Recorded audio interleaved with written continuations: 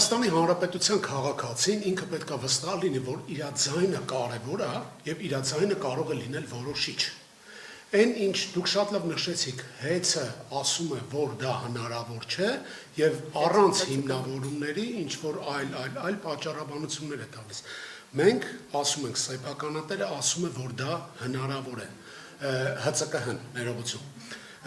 Սեփականատերն ասում է, որ դա հնարավոր է, հանրային ծառայություններ կարգավորող հանձնաժողովը ասում է, որ դա հնարավոր չէ ու չի բերում հիմնավորումներ։